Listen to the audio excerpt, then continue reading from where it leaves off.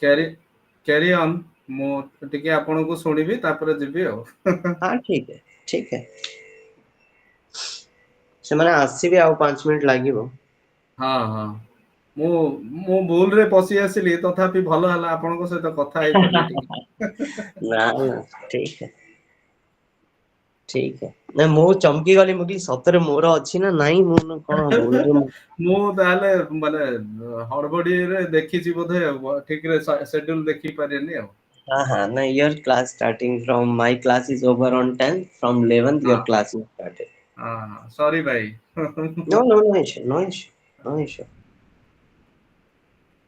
Good afternoon everyone. Good afternoon, sir. How are you all? Fine, and you, sir? I'm fine, thank God. Professor Deepak is there. He will be taking your class the next the research methodology from 11th. So by mistake he thought today is his class. We know each other quite long time, since quite long time.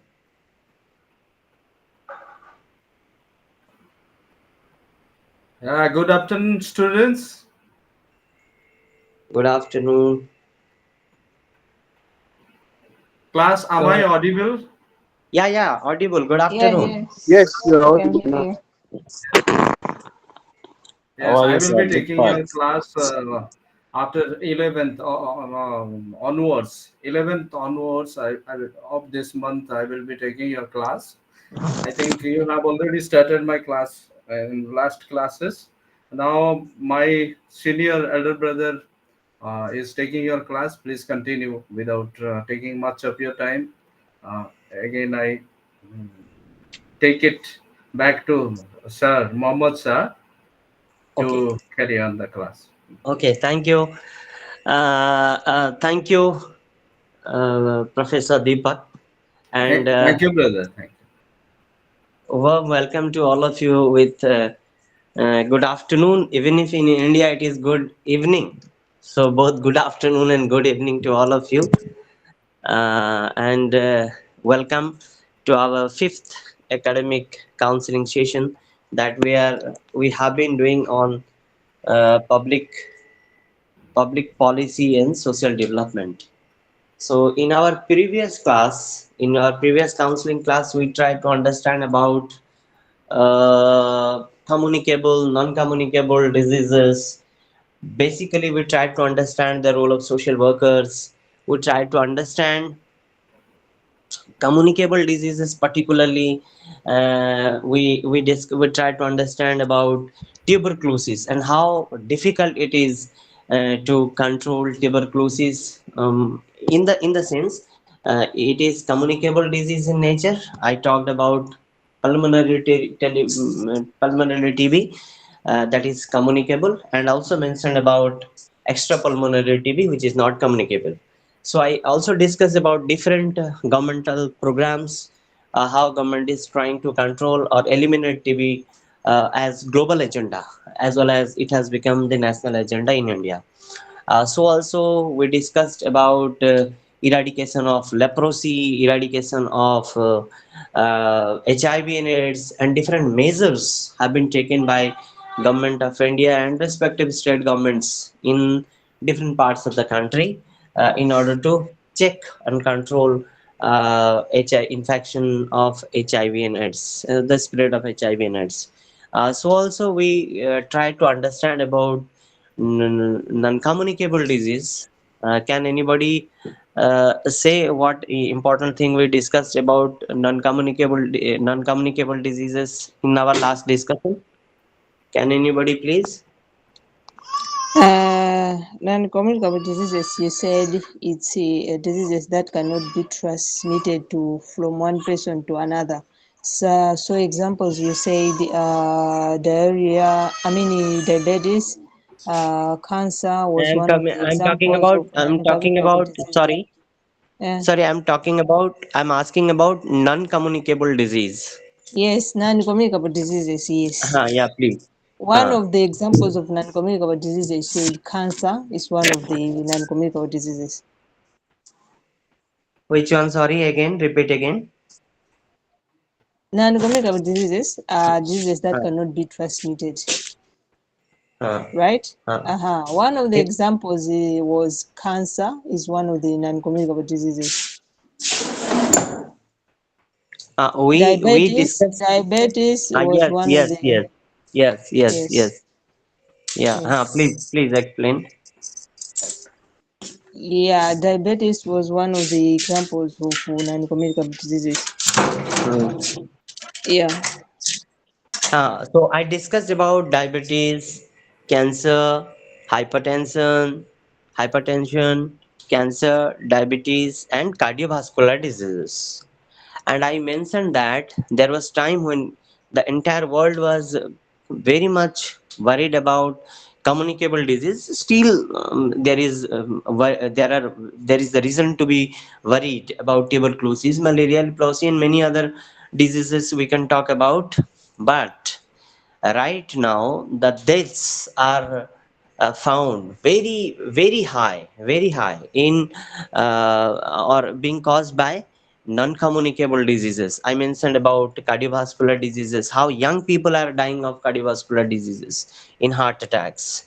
So also there was time when hardly we found any patients with diabetes, but currently the situation is become worse.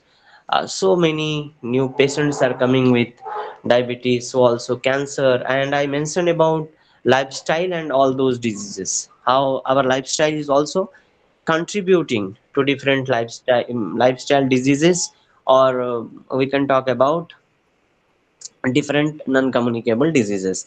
For all eradication, prevention, treatment, for every purpose, the social workers or the professionals, we the people have tremendous role to play, for prevention, for treatment, for even for diagnosis. We're not the doctors to diagnose, but we facilitated the process of diagnosis. We facilitated the in the total process. So also we had discussed about mental health, how mental health is ignored. People do not consider mental health as a disease, because mental issues or mental diseases are linked with witchcraft, evil spirit, and many other things, magic. So people hardly recognize this mental illness as a disease. So in that way, social workers can play a very pivotal role, very important role, to educate the population about mental health issues.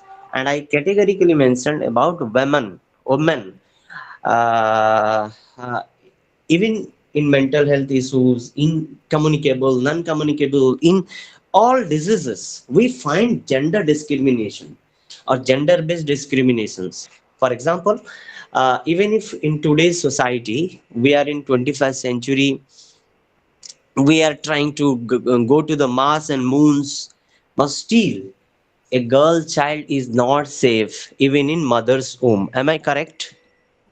Am I correct? Yes, you're correct.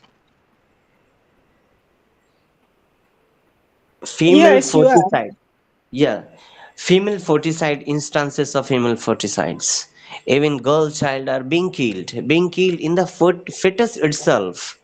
And we experience how the birth of girls are not welcome in the family, not welcome in the communities, not in the communities. So also when the girls start growing, different kind of inequalities, injustices they experience where from the family itself, so also in for their education, for their educations also, they're facing difficulties. Hardly there are families, I'm not generalizing, but we generally observe that society has not the equal eyes to look at the boys and girls. For example, if I ask you, whose dropout rate is higher in school, it is girl or boy?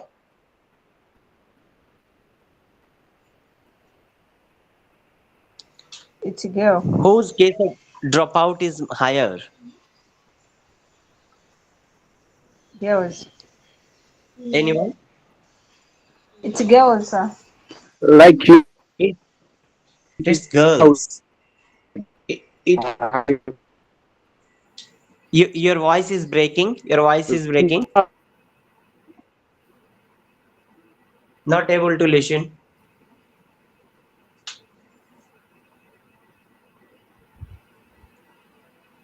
Okay. Okay. Anyone? Anyone?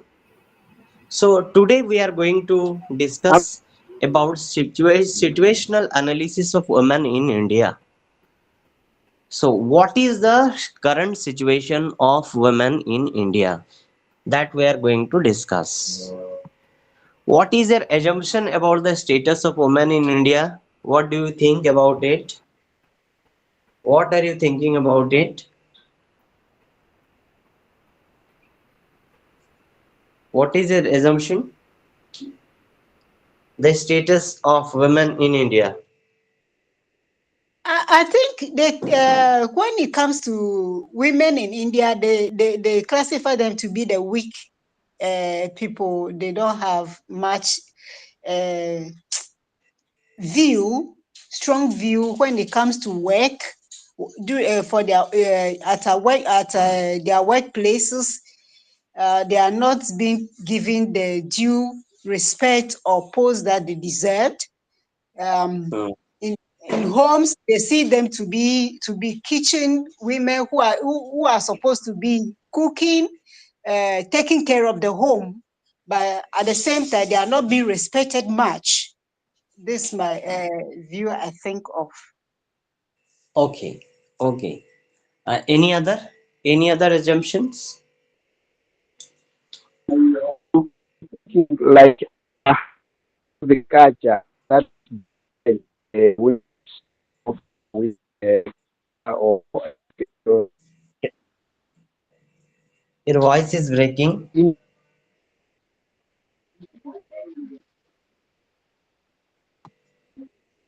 Okay.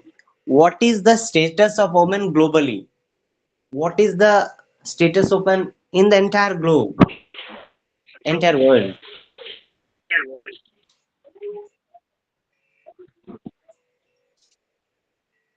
In the entire world, I think women are been seen to be the weaker uh, people.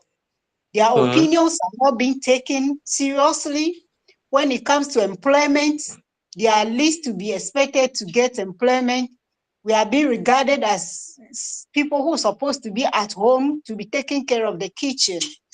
So all over the Hmm. world, I think women have a lot of struggles with their daily activities, even home and outside, yeah, wherever, everywhere in the world. Okay. Yes, all of us already know the status of women in our society.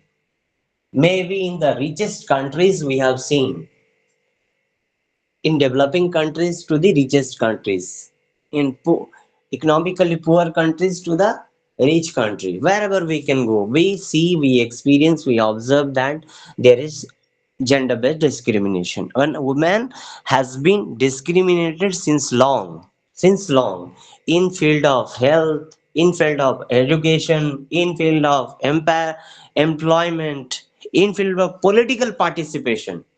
You see, in political participation, how many women we find, women, the country being headed by a woman? Hardly any country we find. Many few. So also in parliaments, we hardly find women participation.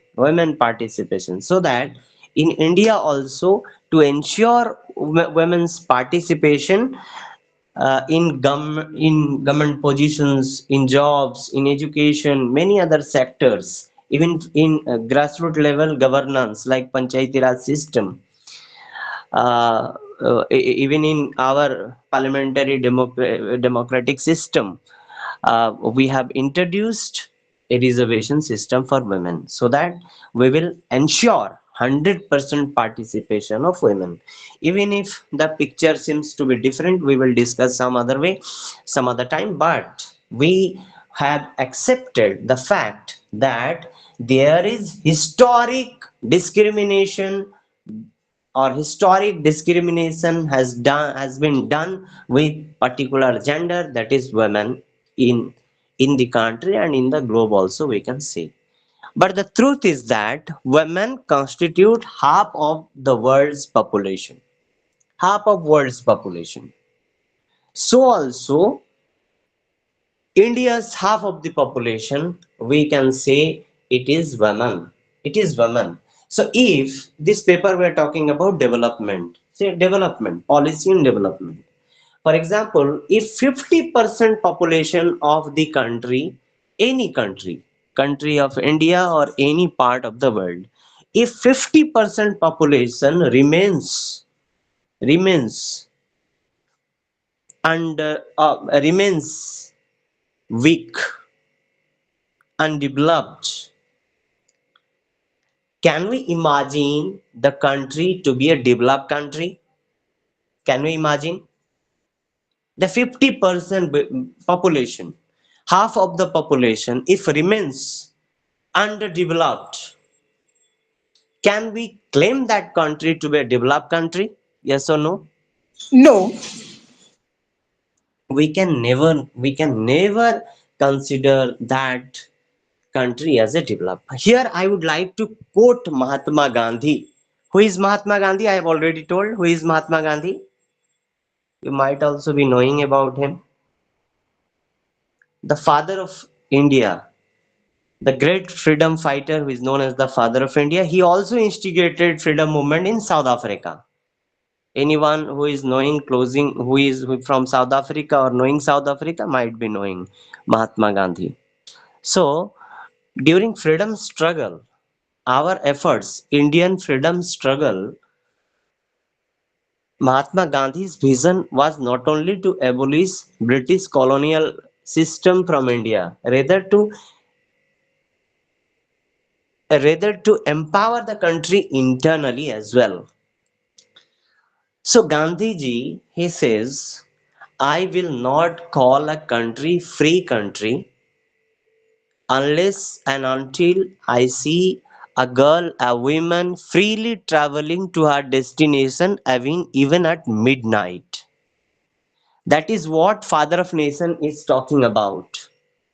I will not call a country to be a developed country. I will not call a country to be free country. Free country. Develop is secondary.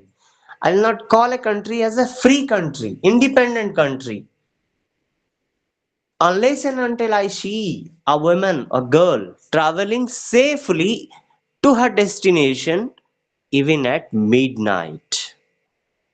Forget about midnight. Do you think women traveling safely in the evening, at the daylight, in the day hour, daytime? What is No, your opinion? no, We they're heard. always been attacked. Yeah. So women do not feel safe even in day hour, in daylight. There are chances of different crimes and violence against women. You see, but Mahatma Gandhi is of the opinion that in order to make a country independent or free country, we must ensure 100% freedom to our women citizens or our women. Because only political freedom is not actual freedom unless and until we provide all other freedom, that includes social, economic, education, and free from violences, injustice. Then only we can ensure that country to be an independent country. That is what the total idea of freedom movement is about in India. That is what. If I did back to pre-Vedic era age, because Indian population is quite old civilization. Indian civilization is very ancient civilization. It is not civilization of 200-300 years or 500 years. Indian civilization is quite old civilization, quite old civilization. and we did back to the previous time, we see the whatever historic references that we get, we see the condition of women was quite good, quite good. No such kind of gender based discrimination we have witnessed in history. But gradually, what started? Discrimination started. Gradually, it was started. And I mentioned about independence movement. Before that, the era of age of Delhi Sultans, Mughal empires. In Mughal empires also, we have historic references that no much no much stress was given to this particular gender for empowerment. In current language, we can talk about inclusion, gender inclusion in different opportunities. So also during British, we have experienced, the history is the witness that much things are not done for eradication of gender based violence. And during that time, previous and before that time, I can mention that women faced different kind of atrocities in the name of religion also. I mentioned pre-Vedic age, the condition of women was not so bad. But gradually, women were ostracized, women were cut from the mainstream, they were exploited in various ways. For example, child marriage was very much rampant.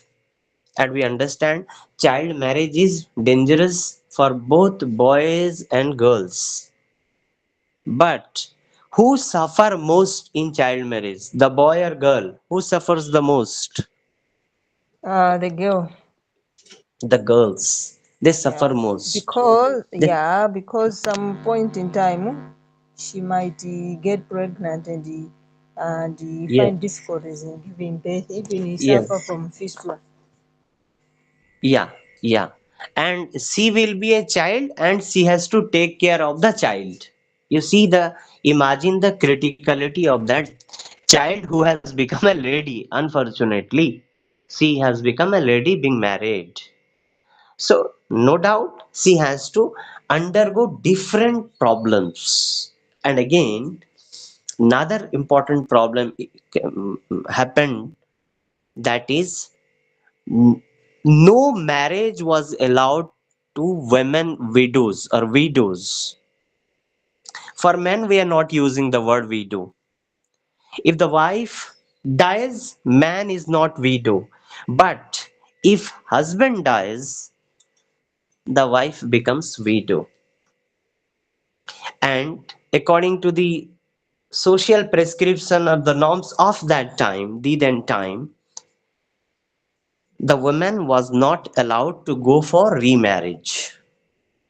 Remarriage restrictions. And you see, the child, she must have done marriage at early age, being a child. Just at the age of 20 to 18, like that, if she becomes widow, you just imagine the whole life she has to continue that life. And widows, they have again different taboos are there. They cannot participate in marriage functions, so many things, religious activities. They are considered to be unholy kind of population. Again, they have to undergo different stigmas and different type of social boycotts that woman has to suffer. Number three is more dangerous thing, that is called sati. Sati. Sati, Sati, Sati Dah Pratha. That means if the wife, sorry, if the husband dies, the husband will be burnt, the dead body will be burnt, and the living person, the wife, has to die, has to be burnt in that living fire. That was the system. So different reformers like Raja Ram Mohan Roy and many other, Dayananda Saraswati, different social reformers emerged in the country, and they directly started agitating this. They said that no sati practice can be done, no child marriage can be done. So different reformers emerged time to time with great slogans and great reformations and reformatory works in the country that tried to liberate, liberate women population. And I mentioned the freedom movement also, different women politicians, political activists, freedom movement activists also came in front. Different political leaders, including Mahatma Gandhi, they wanted to talk about the rights of women. In freedom movement also women participated, and voice for women also came forward. Unfortunately, in the year 1947, on 15th August, India became an independent country. And now the country wanted to write its own constitution. And a constituent assembly was formed, which was led by Baba Sahab Dr. Bhimrao Ambedkar, the father of Indian constitution.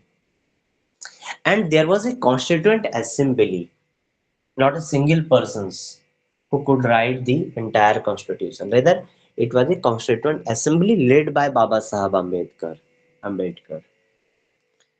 So in this constituent assembly or this committee, there was also women's participation, like Sarojini Naidu, excellent freedom fighter, Nightingale of Indian freedom movement.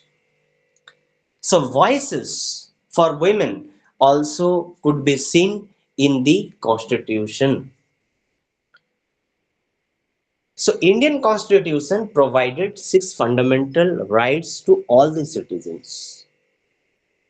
All the citizens.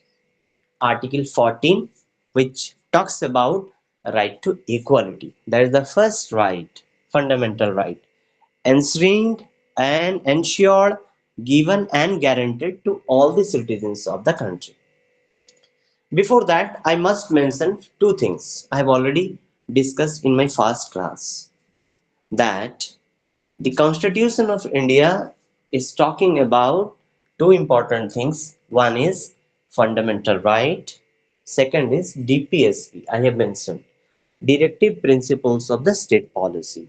While I was talking about social policies, I was mentioning that policy is a set of directions to the government that will help the government to formulate social legislations, to come up with different development programs and schemes for the well-being and welfare of the country. And India, being a welfare country, believes in promoting welfare for all. And when we say welfare for all, it includes both women, men, and other gender, even other gender. Today, currently, the world is talking about transgenders, kinners. So now it is the time, this time we're talking about a right based time. Nothing is to be done on the basis of charity. Rather, the government has to ensure all the citizens equality. So, in Indian Constitution, the first fundamental right that was given is the right to equality under Article 14. Under Article 14 of Indian Constitution, that talks about all the citizens, irrespective of caste, class, gender, color, religion, whatever might be, the citizens are very much equal. Very much equal. Equality before law. For law or before law, all the citizens are equal. It also does not accept gender based discrimination, and equal opportunity and equal status to all. Equal opportunity and equal status to all. All means all the genders. And particularly we're talking about women and men. There cannot be any discrimination. Actually, when equal opportunity and status why I am emphasizing, it is because most of the cases women are not given equal opportunity. You just imagine the schooling of girls and the boys. The boys have all the opportunities for schooling. Similar kind of opportunity may not be provided to the girls. The family, the community, the society takes care of the aspirations of the boys, but the aspirations of women and girl is not taken into account. Even in many families, it is also seen that forcible marriages, for marriages also, the girls are not consulted, not asked. Their desires are not considered. The family decides to whom the marriage has to be solemnized, and the girl has to bow down to the condition, has to surrender to the condition. No opportunity for schooling, no opportunity for jobs. So even today, you see how many women are working outside in the offices. You go to the office, 100 persons will be working, hardly four to five or seven, eight women will be working. Am I correct? Am I correct? Yes, you're correct, sir. Yes, sir, you are correct. So independent India with the constitution, the support of the constitution, what important thing has been formulated is that despite providing equal opportunity and status in the constitution, we are not able to ensure equality in the name of gender in the society unless and until the government proactively comes forward with the policies, programs, schemes. We cannot meet the agenda of the constitution that I talked about, equality before law and equality for opportunity and status. Status, I mean here, no gender is superior gender. No gender is superior gender. Unfortunately, since time, money long back, historically, we are assuming that male is the first gender. Male is the first gender and women is the second gender. So that we are telling transgender as third gender. Have you heard this? Have you heard this? Third gender? Yes, please. Trans- Transgender as third. I never say this. If I say transgender as the third gender, then I have to define who is first gender and who is the second gender. So it is not first gender, second gender, third gender. The Constitution of India is promoting, talking, and directing us. No gender based discrimination and no special status to any gender. All the genders have the same right, same rights. to live with dignity, to enjoy health right, to enjoy education right, to enjoy all the, even you see, uh, for employment also, even if for the laborers also, you'll find unequal payment, the same work being done and rendered by men paid 500 rupees, same hour, same labor, same contribution done by a woman paid 400 rupees. Even it is not limited to laborers, it is also seen in celebrities also, among celebrities, those who are working in films, in cinemas. The men hero, the hero is paid much higher than compared to heroines. Am I correct? Yes, sir. Yes, you're correct. Yeah, that is I'm talking about in 21st century, globally, everywhere. So the Constitution talked about no more gender-based discrimination for providing any opportunity. So the government of India also brought Equal Work, Equal Pay Act. Act has been enacted by the Parliament, that equal payment for equal work, no gender based discrimination, no gender based discrimination. So in independent India, so also in independent India, different social legislations came. Even before independence also different legislations like abolition of sati, abolition of child marriage, and later abolition of child labor, child marriage, different other social legislations were introduced. And you see, when fetus is not safe, girl's fetus is not safe, so also social legislations have been introduced in the country that identifying the sex of fetus is a heinous crime, is a crime, non-bailable offense, penalty is to be imposed. So in all ultrasound clinics, hospitals, it is mandatory that they have to display in regional language. They will write that we are not doing any kind of gender identity test. We're not doing. They have to ensure. I'm not telling that they're not doing. Few are still doing, might be doing. Sometimes they are also being caught. Sometimes they are not also caught. But legislation has restricted this. No gender identification. No gender identification. Now, my question is why there was the need of putting restrictions for gender identification?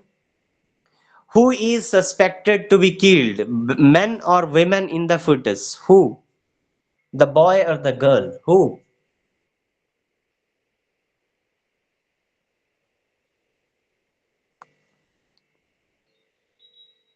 Who is expected to be killed in the mother's womb if there will be identification of gender?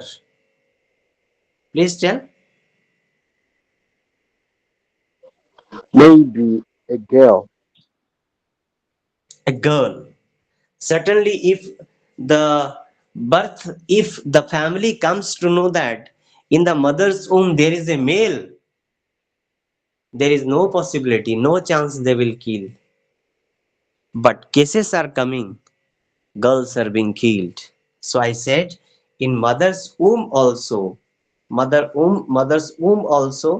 a child is not safe. Girl child. When I'm talking about child, girl child. Uh, Despite social legislations And different other social legislation have also been introduced, not only the few I am talking about. Domestic Violence Prevention Act.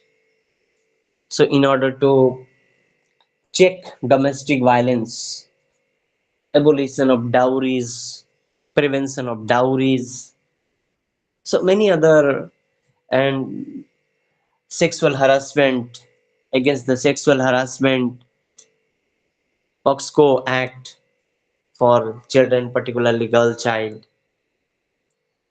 So also POSH, prevention of sexual assault in workplace. Different legislations also came, and in different 5-year plans. I have mentioned about 5-year plans because India started planning the things. I have mentioned that after independence, we experienced the first Indian government led by Pandit Nehru. They experienced different kind of problems in the country, different kind of problems. Like we didn't have a large number of population who were illiterates. They were far from education, and extreme poverty India has, extreme poverty.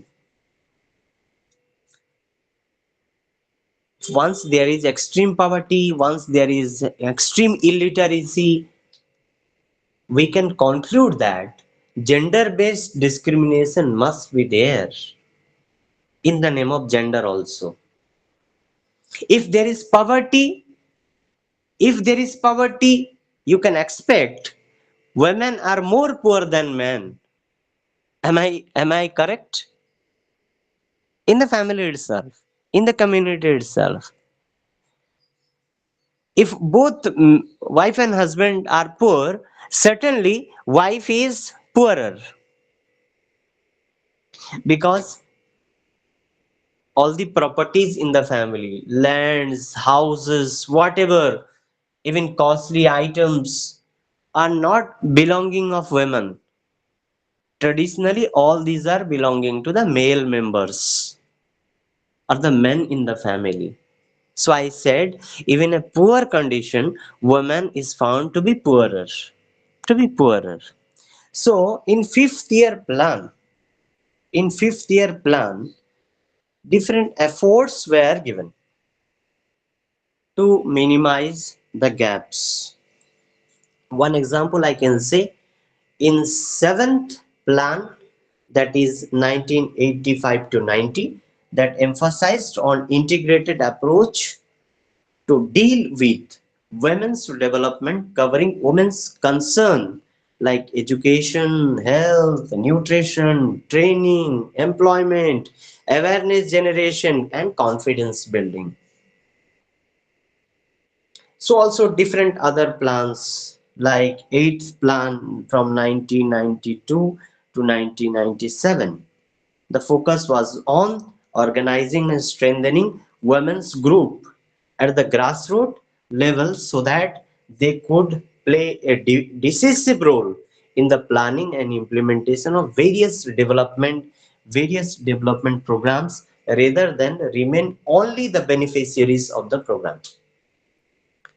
So despite all the programs, available programs in the country, whatever program, housing program, sanitation programs, farmers welfare programs, health programs, whatever programs we can see, women are becoming merely only recipient of the programs, not active participant of the program. For example, if Pakka house, concrete house is provided to a family, unfortunately, that will be observed that the house being constructed in government under government program is actually belonging to the male member of the family, not the female member of the family, because the land owning, the land is being owned.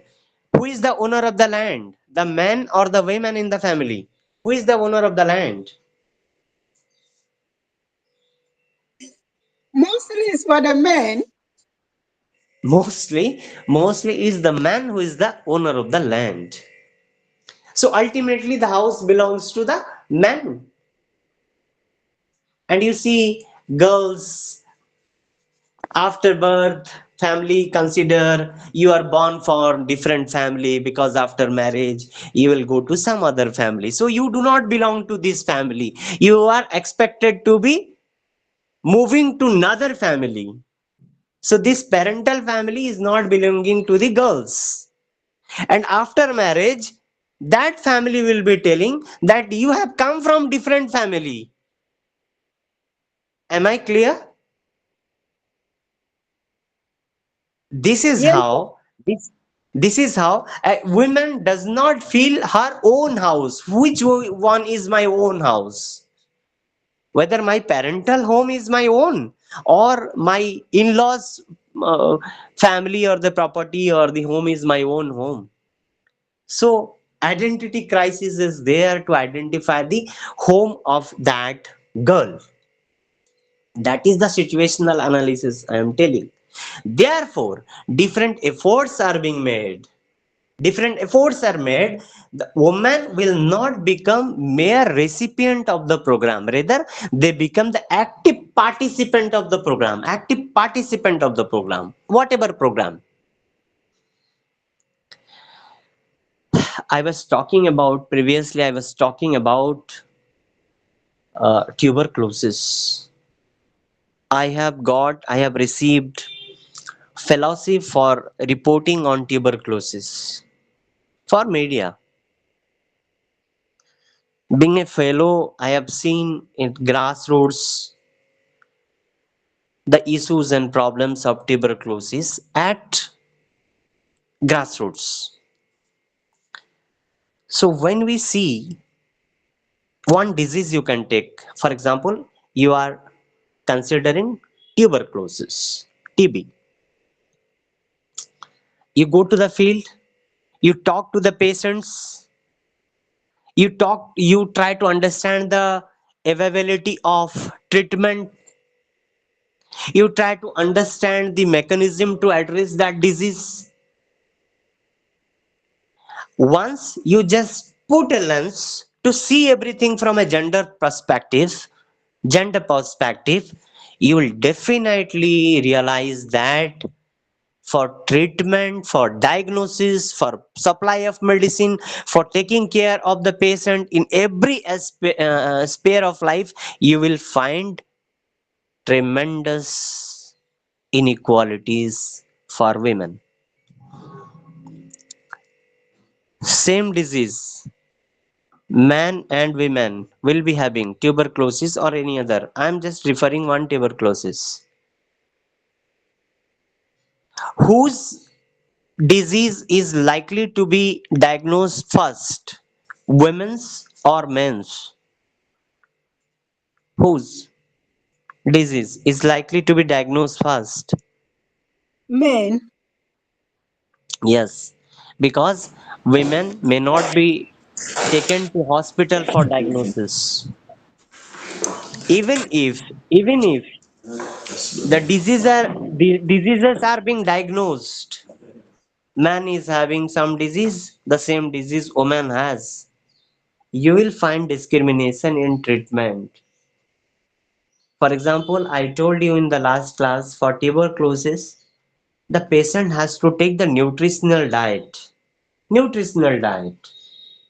Forget nutritional diet, a woman may not be taking simple meal on time, because we see women are waking up at in the early morning before sun rises, and she has to sleep the last.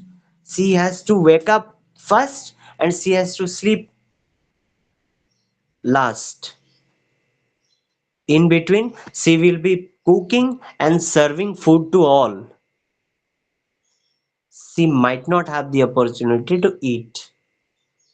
And I am here asking about nutritional diet. Who will be providing the nutritional diet to the woman? So you'll find discrimination in treatment also. When you closely observe the things from gender lens, the doctor will be prescribing you please take some rest because you're having high diabetes. You cannot work so you cannot take so much stress, physical stress. You have to rest for 10 days, 20 days, 1 month, 2 months. Are you thinking that women will be provided that opportunity to rest for 2 months? Do you No, think no. this is the reality of the society I am just mentioning? So this lady will not have the opportunity to rest. And she is involved in all household chores, everything she is doing. But once somebody asks you the question, what is your father doing? Now, my father is doing business. My father is doing a government or private job. What is your mother doing? And I will be telling my mother is doing nothing.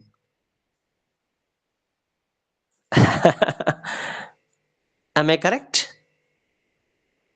You are correct. My mother is doing nothing. If really it is the situation that mother is doing nothing, then who is taking care everything? Because we do not accept the contribution of women right from the family to the community to the nation building to the world building or the global development, whatever you can talk. Women's contributions are not recognized. That's the greater problem. So in fifth year plans, government tried in different way to make women's not to make women as active participant of the development programs, not only mere recipients. So in the time government tried to use the word empowerment. So gradually it was felt that now we have to talk about empowerment, facilitating empowerment again means it implies the process of enabling sections of people actually who are deprived of their rights to have level playing ground with privilege. Actually the empowerment comes when affected people themselves feel empowered. If the concerned person, man or woman, whoever might be, if he or she feels empowered in what? To speak the things, to take decisions,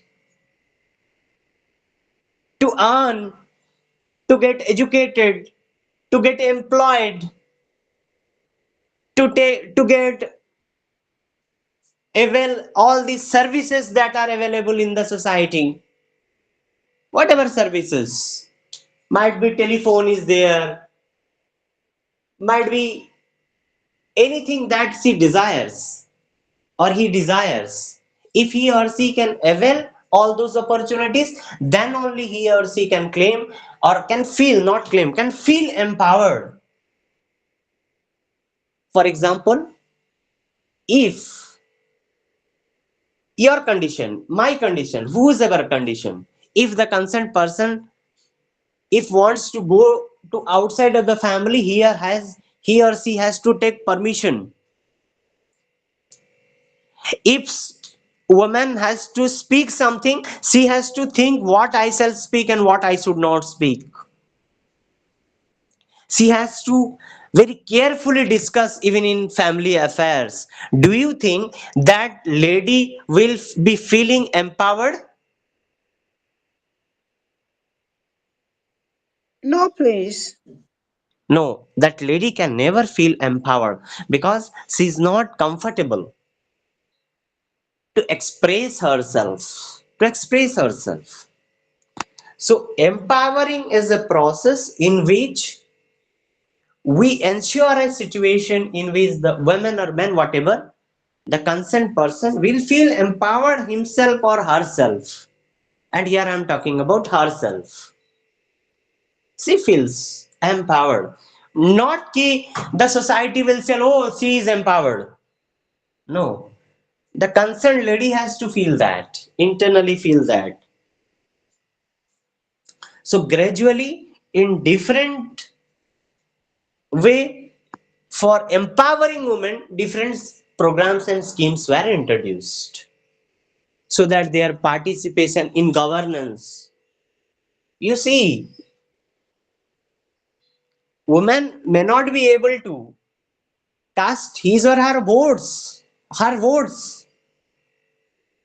So in India, it was ensured that women has the equal voting right. Number one. Number two, not only voting right, she can also contest as member of parliament, as member of legislative assembly. She can contest in local self-governance in Panchayati Raj system. She can contest. Rather, reservations were provided in order to ensure full participation of women, at least in that particular reserve post, so that we can ensure the women's participation in political process. Unless and until anyone, any caste, religion, color, gender, whoever might be, unless and until we are politically empowering, we cannot ensure a full-fledged development to that particular group of people. So also in the name of gender, I am talking about. If there is no political participation, 100%, we can say that women cannot be called as empowered. As empowered.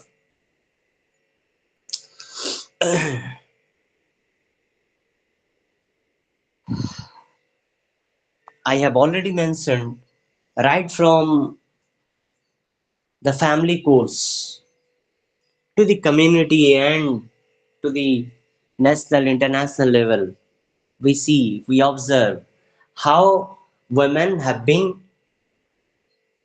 treated as second class citizen, as second class citizen. You forget about the nation or the global world community. You just imagine, take the example of your own family and the family. How many lands are belonging to women? You just calculate. How many women they have bank passbooks? You just calculate. So here I am talking about financial inclusion. Financial inclusion. Do you have more women have their bank passbooks? Do they have? Most women know Even if they have passbooks, who is controlling that passbook? their husbands or their partners. Some male member, husband, son, father, in any form, any male person is keeping that passbook. Is keeping. You can observe in the community, even the ID cards, voter cards, and all other ID cards will also not be kept by women in the family. That will be in the hands of the male member of the family. So to say, the identity of a woman is actually the identity of man. That is what the scenario. So in order to bring changes in all these social systems, social structure, so holistic efforts have been done and still many things have to be done. Only by bringing legislations we can ensure change. Only community level or family level efforts are not sufficient also. Not sufficient also.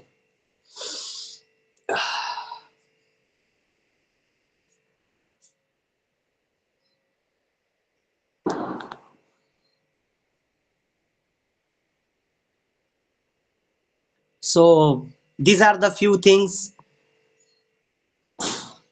social realities apply indicate status of woman in today's situation, that there still prevails a preference for son over daughter. Am I correct? How Yes, many please. families, how many families we have seen? How many families we have seen who actually desperately want a girls to be born? How many? I'm asking to the literate people. I'm not. Oh, you can blame that illiterate people are doing. No, no, no. I'm asking to the educated people, highly employed, salarized people.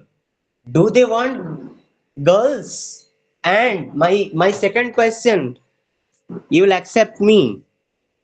If there is already a girl and second child is again girl, how many families will welcome? How many?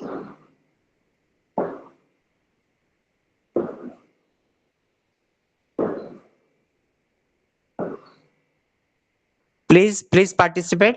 The first child is girl, and again the second child is girl. How many family will celebrate the birth of that girl child? Um, Only few, but sometimes none, because they want a baby boy, a girl, a boy child to be there. Madam, my second question is, the first child is boy, the second child is boy.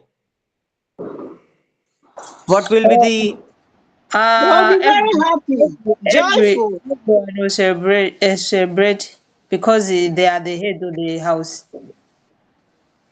the first child was girl, second child was girl, not celebrated.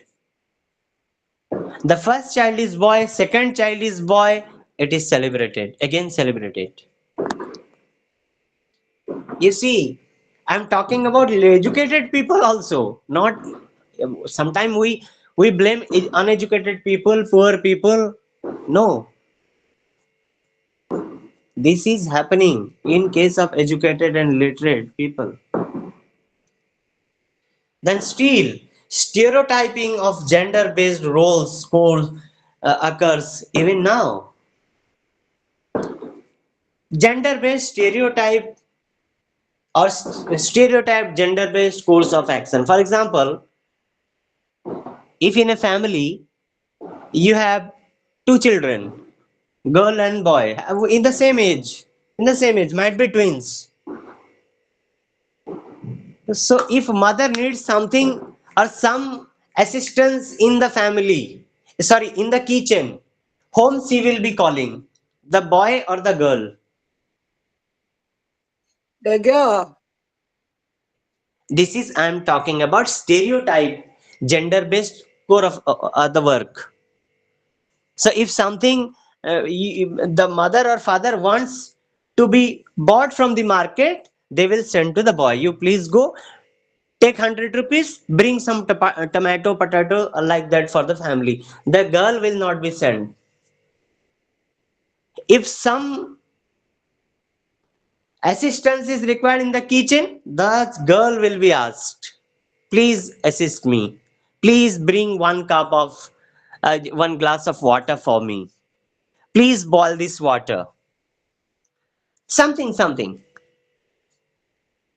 That is stereotyping of gender based roles. Her work at home goes unaccounted for even in the national level statistics. One thing I would like to tell you, for example, if you go to some village, you wanted to take the data of farmers. How many farmers are there in that particular village? You will collect the data, you will come with the data in the evening that I went to the village XYZ village. I wanted the data of farmers. I have collected that 500 farmers are there in that village. So how many farmers will be women from your 500 data? How many? let's say 10%. How many? 10% of the total data will be for women. But actually, do you really believe that women are only 10% farmers? No, All in the family, both men and women are equal farmers. Am I correct? yes, Equal sir. Yeah, farmer. yes. Both are equally contributing to the farming activities in the family. Both. But the data will reflect that only 10% women are farmers, 95 men are farmers. The same data is available with the government also. The same data. Women are not farmers. Now revolution is taking place. Now government is coming forward to acknowledge women's contribution as farmers, because she is equally potentially contributing to all the farming activities in the family, all, right from sowing the seed, preparation of the soil, sowing the seeds, plowing, cutting, preserving, selling, whatever, everything she is contributing, but never recognized and farmer.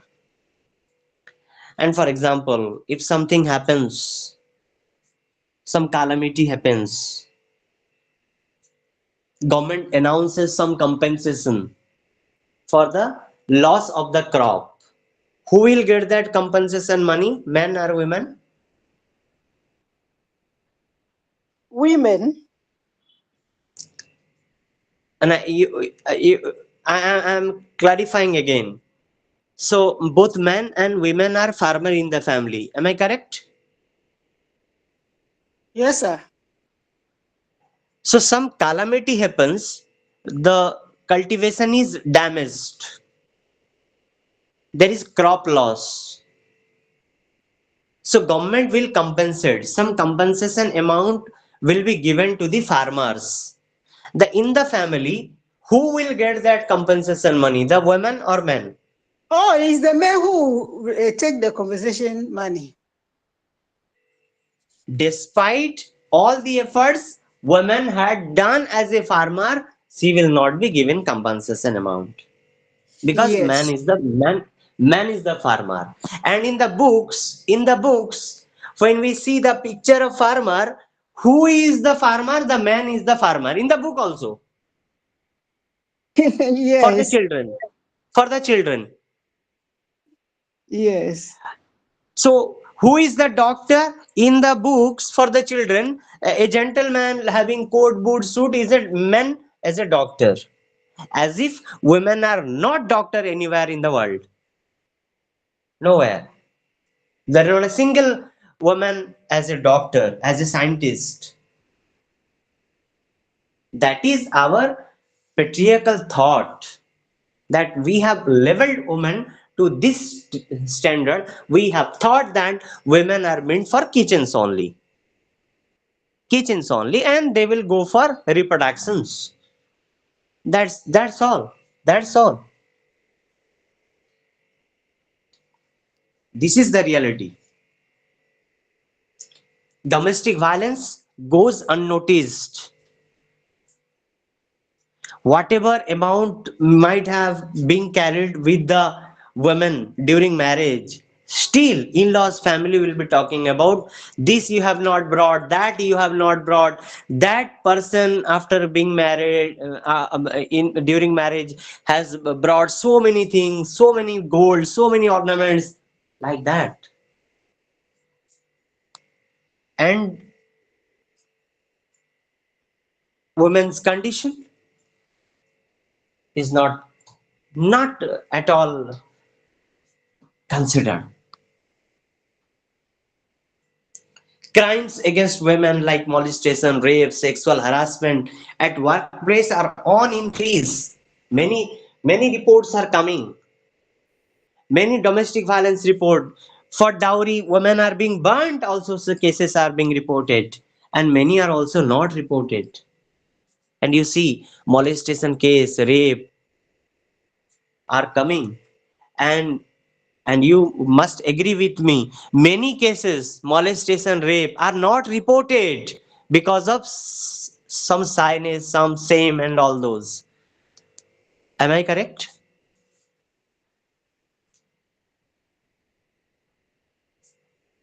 Not reported. And even if reported, who is blamed? The person who is molested, the lady who is raped is again blamed. Again blamed.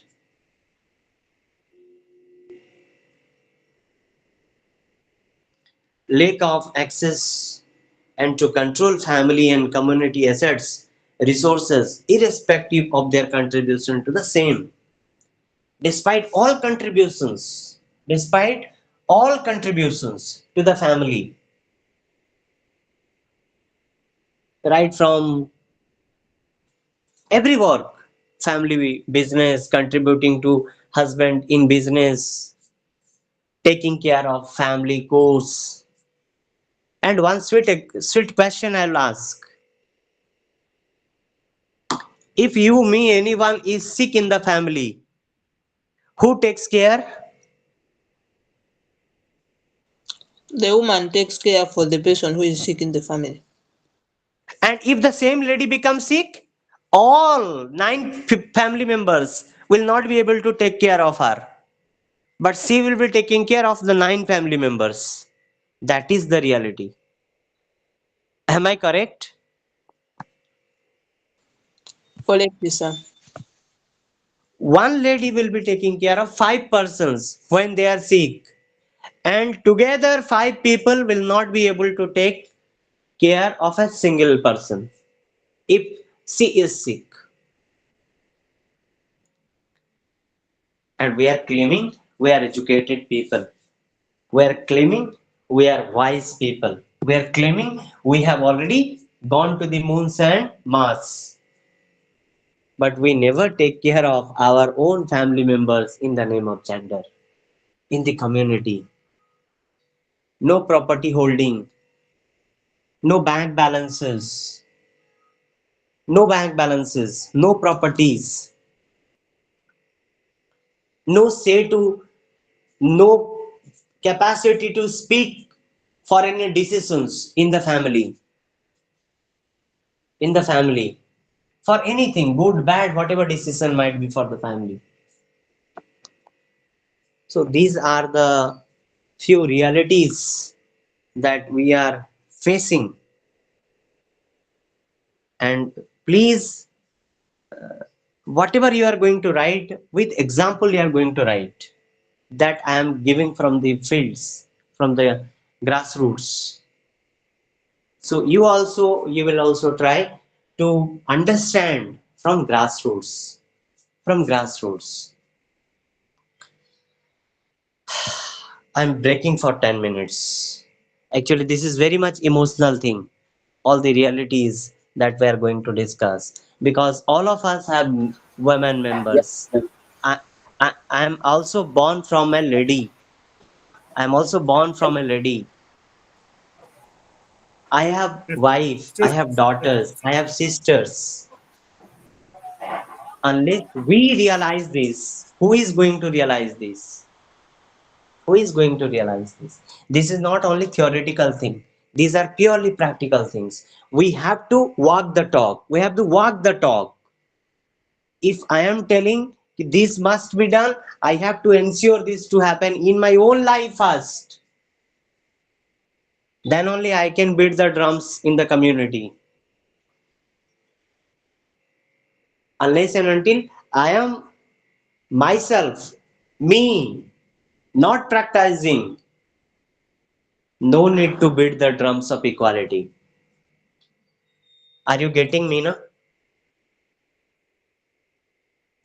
Yes, sir. If I am not practicing, I don't have any right to beat the drums of equality. And this is not something theoretical. This has to be achieved practically. I'm breaking for 10 minutes. Please stay back. And you can come from toilet and take water and all those in 10 minutes. We'll start in 10 minutes. Thank you. Before you go, sir.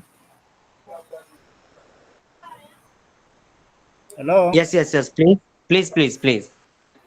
Yeah, I just want to follow you up nicely. I don't know which topic are we and where actually have we stopped and where actually are we going to continue when you come back. 10 minutes now, I told. You're asking anything? You're asking anything? No, I'm Hello? asking especially where we are now. I'm talking about the topic for today. And when you come back, where are we going to continue? Which I am going to continue.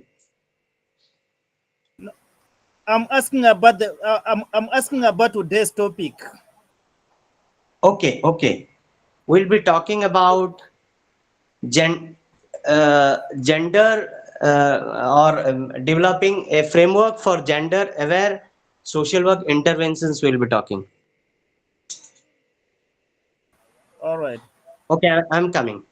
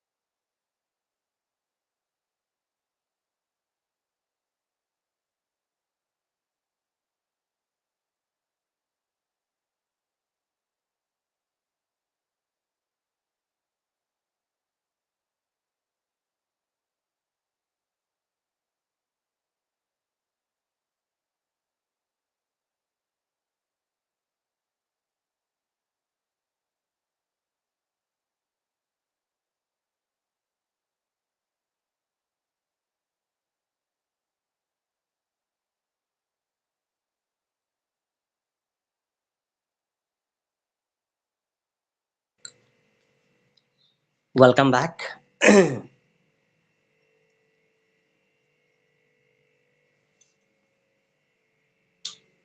Are you all there?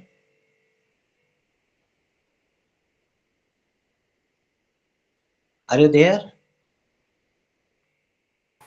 Yes, sir, Hello. but I want to know which Yes, unit sir. are you? I want to follow you nice, sir. Which unit, which block and which unit are you? It is block third. Unit 2 will start.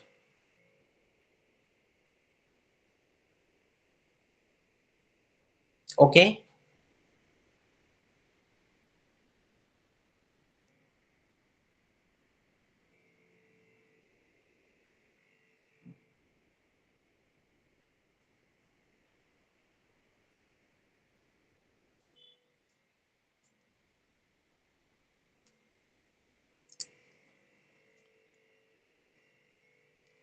Developing a framework for gender aware social work interventions.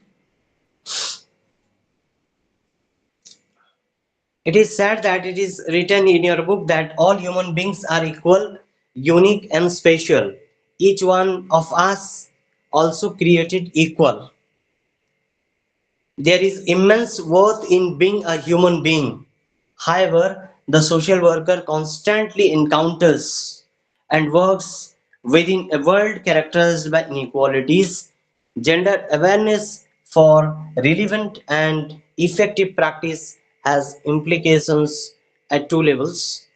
That it is said that in all situation of practice and within the professional self of the worker. Uh, we have already discussed that no doubt in that all are born equal, all are created equal, all are unique in their own way. All are unique. Men, women, everyone is unique. His or her contribution is unique. Whatever contribution a man can, woman may not do. Whatever woman can do, men can may not do. So, because everybody is born unique, and uniqueness is not unequal, uniqueness is not unequal. Inequality we have created because we believe that everybody, even two men, are not are two different people, are having are the two men are unique. Two women they are unique in their own ways. We believe that everybody in the world is born unique and born equal. Nature has not brought any kind of inequalities. Rather, it is the society that instigates, that promotes, that creates inequality in many ways. The social work value foundation, actually, the social work value foundation is firmly rooted in the key imperatives of justice. Now, may I ask you a few things? What is the value system of a social worker? What is the value system of a social worker? Core values of social workers. Can somebody tell?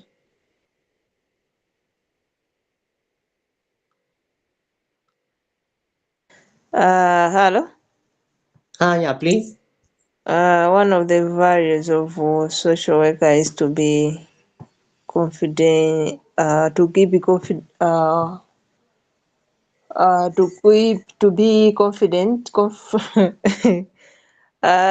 be non-judgmental. A social worker Okay. has not to be to judge the client how based on how they look, how they dress. So everyone has to be treated equally. Okay. Okay. Another value system that we actually value means that strongly believe. Value is that in which we strongly believe something. We strongly believe in something. Social work values that you have already mentioned, I'm not repeating. Social workers or our value is deep rooted to the culture of justice. Justice.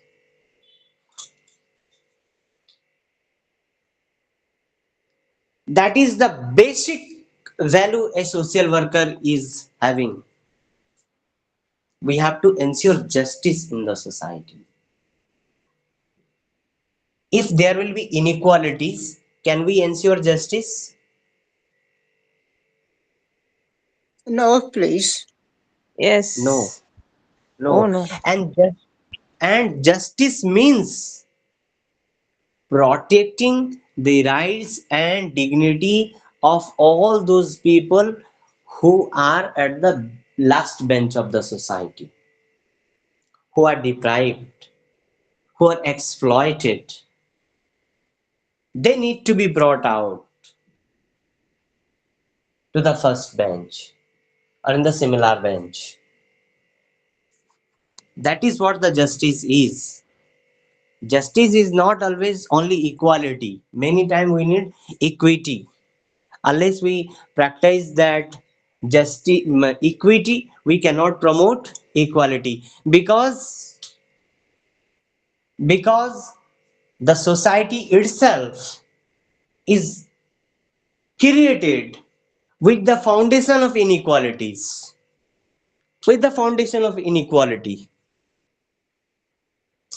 So how can we ensure equality in the system that again is based on rooted on inequality?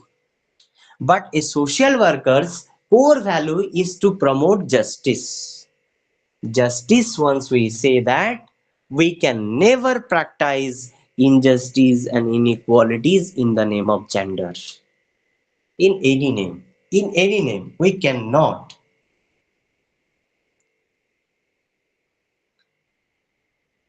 And we have to ensure justice while working with women, maybe with a single person, working with group of women, or we will be working in the community level. One example I'm telling to you why this is very important to look at the things from justice lens, why it is important. For example, there are many sayings, old saying, ancient sayings, which are anti woman, anti woman. One thing. Second thing, we have all some stereotype thinking about some particular gender. Stereotype thinking. That means women is of this category.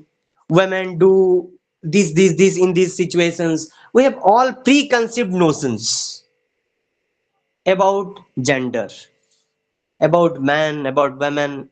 We have preconceived notions about gender. Number one. Number two,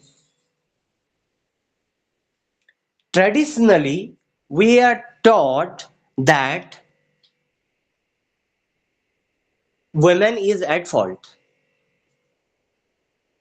For example, for example, if you as a social worker, you are coming across a, a case of domestic violence, for because of our preconceived notions, might be social workers will be providing judgments. Previously you are telling non-judgmental attitude, but the person will be passing on judgments like, for example, you are woman, you are wife, you should not perform this and that. You are wife, you have to take care of your husband. You are wife, it is your responsibility to devote completely for the family. It is you are the wife, you should not go outside of the family. Am I correct? Yes, sir, you are. Sometimes out of our, because of our old concepts, preconceived notions, even being a social worker, sometimes we are not able to perform professionally. So as a social worker, we need to develop that kind of attitude that will help us perform very professionally without any biasness, without any statement, without any our body language expression. So it is said that women have been highly involved in the development of social work and social welfare programs. Social workers must recognize the powerful impact of cultural context on the lives of women.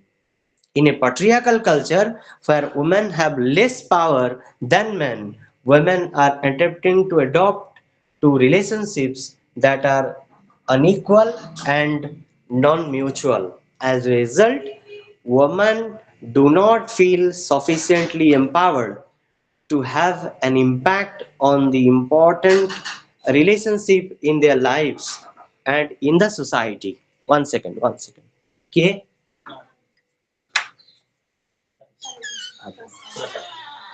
ଆଜ୍ଞା thank you thank you ମୁଁ just ପଢଉଛି ଶୁଭିଲେ thank you ଦେଇଦେଲେ। Thank you thank you no no no problem actually somebody knocked my door he has offered some food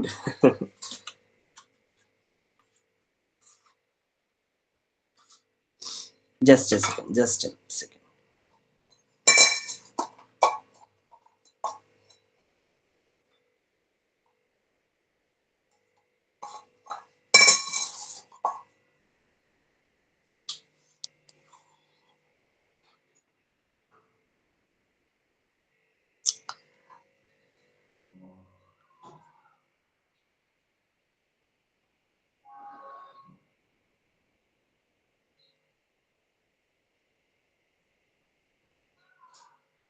huh. So that it is said that a basic feature of gender aware social work practice is the ability and willingness to see that discrimination and oppression are often central to the situations that social workers encounter. When social workers fail to recognize or take into consideration the women as the discriminated and oppressed ones, they adopt what is known as gender blind approach. I have mentioned about this gender blind approach because of our previous notions. The gender blind approach is an approach in which we do not look at the things from gender justice lens. From gender justice lens. Rather, we try to see the things from our narrow thinking. From our narrow thinking.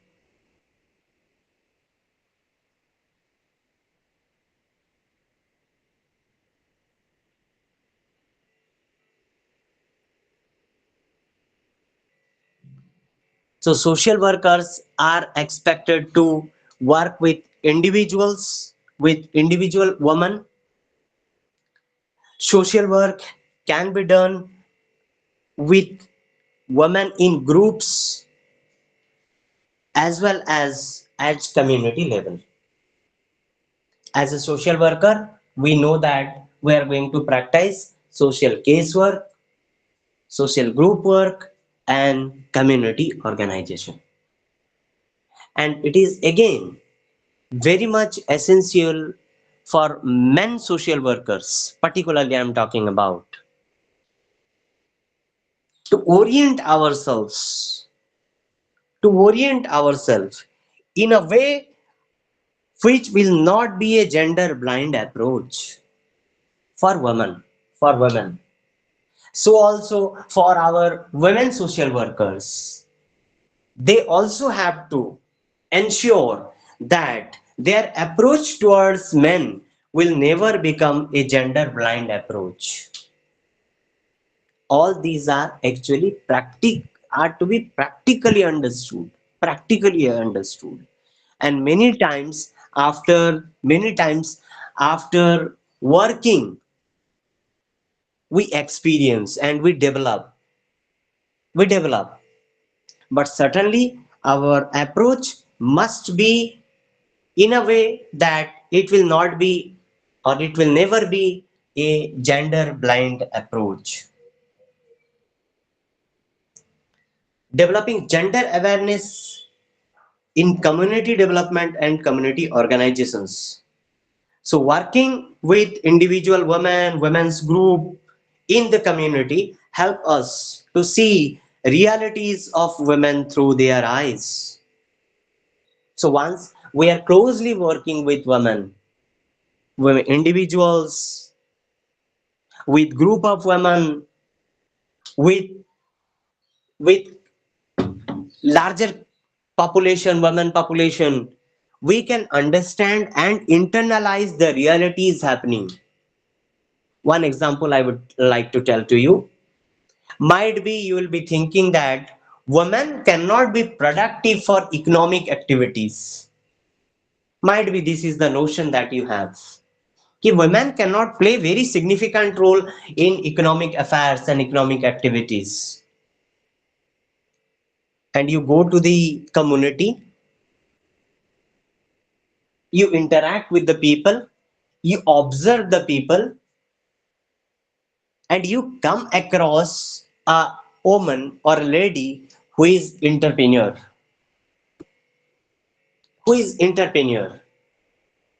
You found that that lady is financially contributing to the family much than the male members of the family as an individual. So also later you went to different other locations and saw self-help group in India. There is very powerful concept, self-help groups, SHGs. Have you also come across in your own locality about SHGs, self-help groups?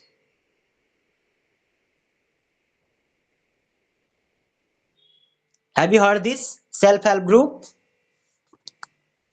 Yes, but I don't know what actually they do. Now, have you ever seen self-help groups in your own locality? Yes, please. The Yes. women form some small society to help each other. Huh. In India, particularly the state I belong to in Odisha, for this there is a special department called Mission Shakti. Women in villages are organized through groups. They are given trainings, capacity building is done, they are engaged in economic activities, and you'll be happy to know many women are running business. Collectively they are doing farming, collectively they have opened shops and cafes. Yes, Mission Shakti cafes, they're being run by women. I've seen run by women are running cafes, restaurants, because they were organized. They were given trainings. They were connected with banks, banking systems. They were provided loans. They were funded loans. There even loans were waived sometime. Extra loans, extra interest-free loans were given. Then women came to the limelight. They established business. I'm not telling 100% successful, but many success stories are also there. Many success stories are there. Women are running their business establishment together. So I was giving you the example. For example, some person has some misconceptions about women, that women cannot financially well equipped or financially strong. financially strong. If that person goes out to the field and observes that, goes out to the field and observes that women are running stalls, business establishments, women are running cafes, restaurants, women are running cowsheds, women are doing cultivation in acres of land.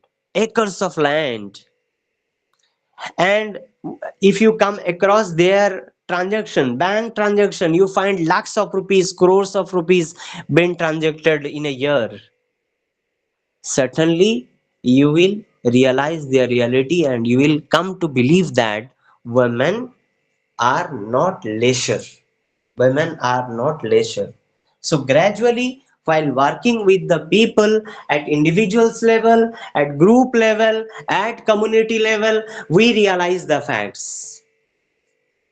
And many our preconceived notions are broken into pieces. After coming across the reality, many misconceptions that we had, it was misconception, but unfortunately you might be, I might be thinking as a conception or the reality, but unfortunately those are the misconceptions, misconceptions. So that different other gender aware interventions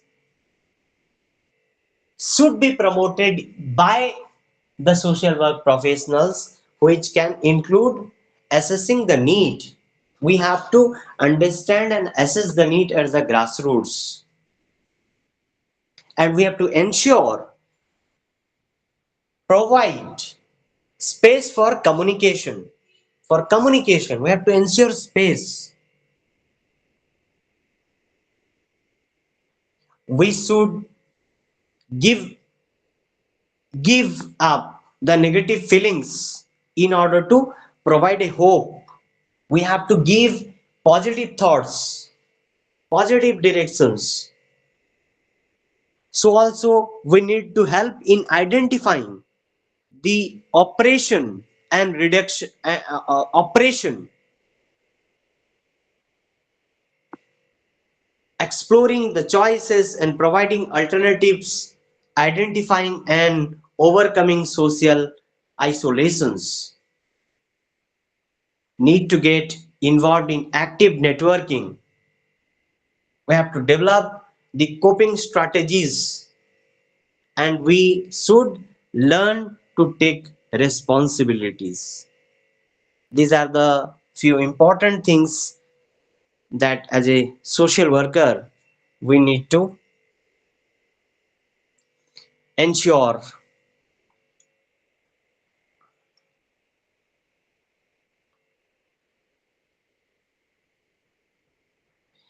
In gender aware social work interventions, we need to ensure certain management, which includes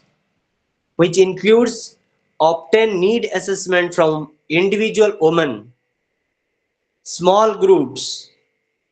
So also we have to ensure community research and committees with respect to gender blind practices and gender oppressions and inequalities.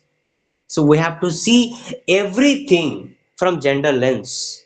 Every society is patriarchal in nature. Believe this. Every society is patriarchal in nature. Unless and until we use that gender lens to the subject, we cannot understand that this is a gender based discrimination. Might be you were observing, you will be realizing that this is not gender based violence. Everything you will be looking superficially, you will be looking as good happening,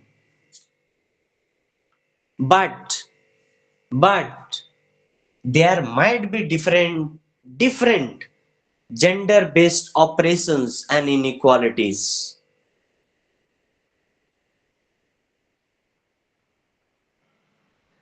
So devise a time limit for a strategic plan for identifying and bringing about awareness and change, so that we have to strategize the things and plan to identify the problems, gender based discriminations, and we have to bring awareness and change.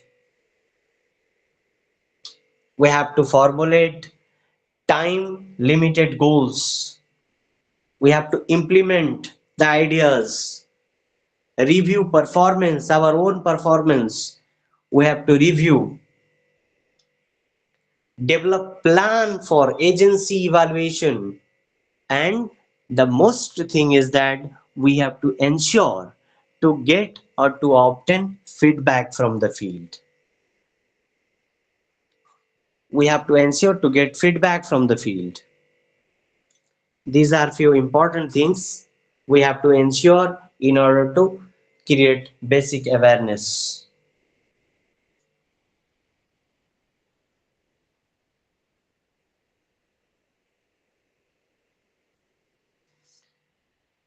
Women Development Initiative in Health. This will take little longer time. Now we are already completing the time. We will discussing tomorrow about women's development and initiative in health. Since last day, I have been telling that gender inequality is found in all aspects of life. Even I discussed in my previous class about disease burdens. You can see the diseases from gender lens also. As I said, in education, the dropout rate of girls or the girl child is much higher than the dropout rate of boys. So also in health sector. So also in health sector. The treatment connectivity to women is lesser than the treatment opportunity available for men. So also taking care of patients, taking care of male patient is much more focused than taking care of a woman. That is the reality. So in coming class might be on Monday we'll be talking about managing of development initiatives. We will be discussing women's development initiative in health. We will be discussing rural urban initiatives, government initiatives, and BOs, voluntary organizations initiatives for women and girl. We will be discussing about different government and non-government organizations initiative. We'll be talking about training of local women as health functionaries. We will be talking about creating gender sensitive health programs and many other things, and we'll be concluding. Thank you so much for today. Thank you, sir. See you on Monday. Thank you. Thank you. Thank you. Have a nice weekend. Thank you, sir. Thanks, Thank you Thank very you. much. everyone. Thank you. Thank you, my Sir. colleague.